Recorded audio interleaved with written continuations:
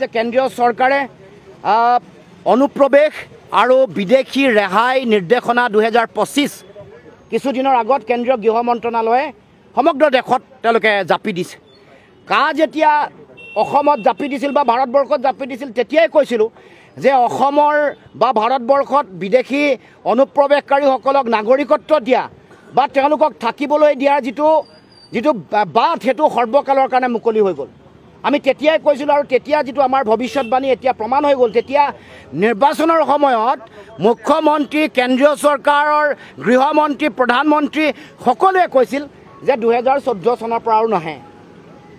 আমি সেই 2014 চনলৈকে বিদেশীক দিব খোজা কথাটোৰে বিৰোধিতা কৰিছিলোঁ। কাৰণ আমি 43 বছৰ সেই সময়ত এতিয়া 53 বছৰৰ বিদেশীৰ বোজা অসমৰ মাটিত জাপি দিব খুজিছে। অসমে কোনো কাৰণতে বিদেশীৰ বোজা ল'ব নোৱাৰোঁ। অসম বিদেশীৰ চৰণীয়া পথাৰো নহয়, অসম বিদেশীৰ ডাষ্টবিনো নহয়।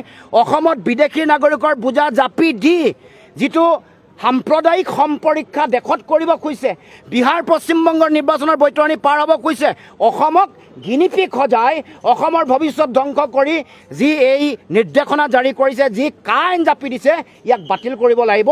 আৰু অসমত কোনো কাৰণতে এই আইন জাপি দিয়াৰ যি কথা এইটো বন্ধ কৰিব লাগিব।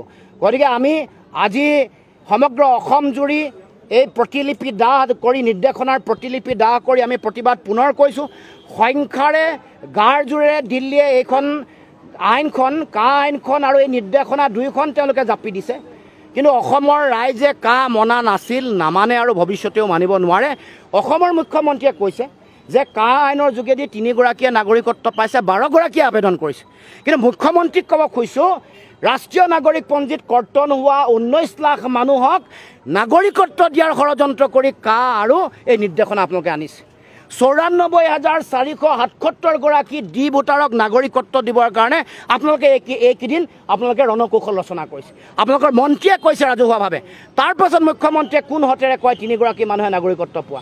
আৰু আপোনালোকে কৈছে যে ৰাষ্ট্ৰীয় নাগৰিক পঞ্জী ত্ৰুটিপূৰ্ণ, ইয়াত ভুৱা নথি পত্ৰৰে বিদেশীয়ে নাম সোমোৱাইছে। সেইসকল মানুহৰ নাম কৰ্তন হ'লে 19 লাখৰ লগত আৰু 21 লাখ বা 31 লাখ মানুহক যোগ দিব লাগিব।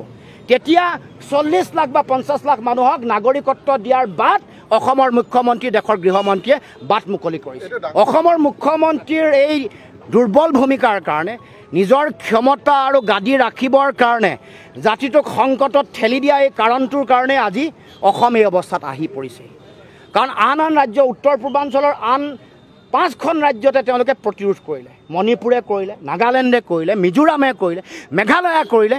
কিন্তু অসমৰ মুখ্যমন্ত্ৰী আগৰ সৰ্বানন্দ সোণোৱাল, এতিয়া হিমন্ত বিশ্ব শৰ্মা, তেওঁলোকৰ নিজৰ ৰাজনৈতিক ভৱিষ্যত সুৰক্ষিত কৰিবৰ কাৰণে কৰা প্ৰতিযোগিতাৰ কাৰণে, দিল্লীৰ ওচৰত আঁঠু লোৱাৰ কাৰণে, আত্মসমৰ্পণ কৰাৰ কাৰণে অসমৰ ৰাইজ সংকটত পৰিছে। 20 বছৰ বিদেশীৰ বোজা ইতিমধ্যে অসমে ভাৰতবৰ্ষৰ হৈ মানৱীয়তাৰ দৃষ্টিভংগীৰে আন্তঃৰাষ্ট্ৰীয় আইনৰ প্ৰতি সন্মান জনাই কৰিব লগা হ'ল এই 20 বছৰ বোজা। কিন্তু তাৰ পাছত আমাক দিব লগা 6 নম্বৰ দফাও আজিলৈকে কাৰ্যকৰী নকৰিলে। এই কেন্দ্ৰীয় চৰকাৰে কমিটি বনায়ো প্ৰতিবেদন দিয়াৰ পিছতো আজিলৈকে কাৰ্যকৰী কৰা নাই। এয়া অসমৰ প্ৰতি দুৰ্ঘোৰ অন্যায়, অক্ষমনীয় অপৰাধ।